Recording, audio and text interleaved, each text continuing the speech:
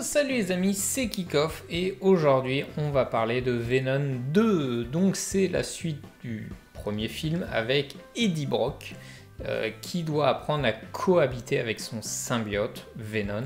Mais ça va pas se passer comme prévu et Carnage, un autre symbiote, va apparaître.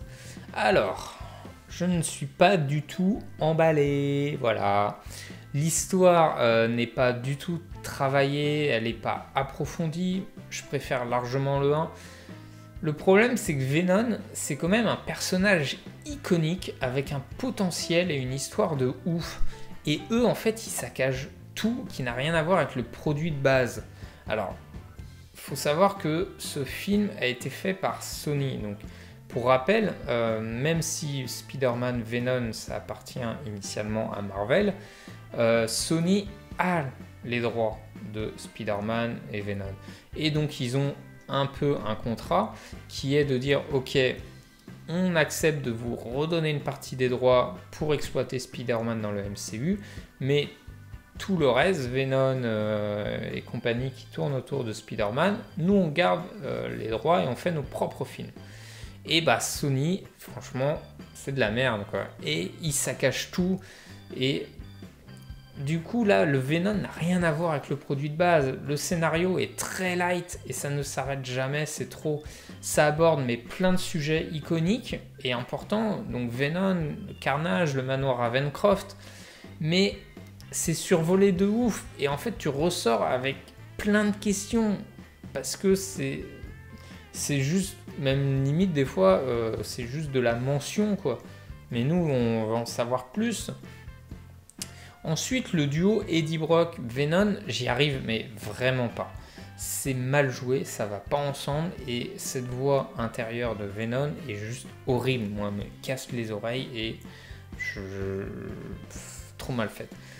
Ce que j'ai limite le plus apprécié dans le film, c'est le jeu de Cletus Kasady, qui est vachement meilleur, mais sans être spectaculaire. Donc, lui, c'est Carnage. Mais par contre, c'est le Carnage en humain. Par contre, le design de Carnage, je le trouve trop mal fait. Ça ressemble à rien. Ça ressemble à rien.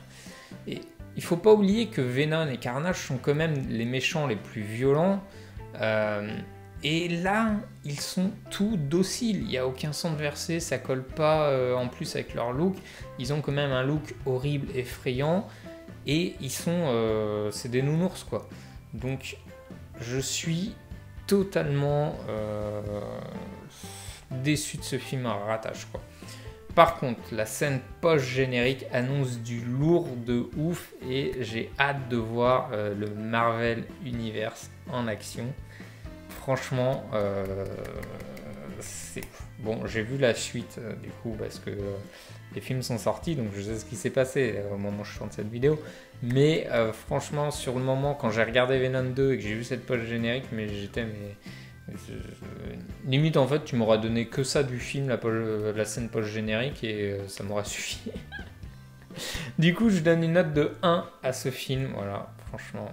Sony, arrêtez de faire des films. Redonnez tous les droits à Marvel, là, qu'ils exploitent tout correctement, là. Vous faites de la merde, les gars.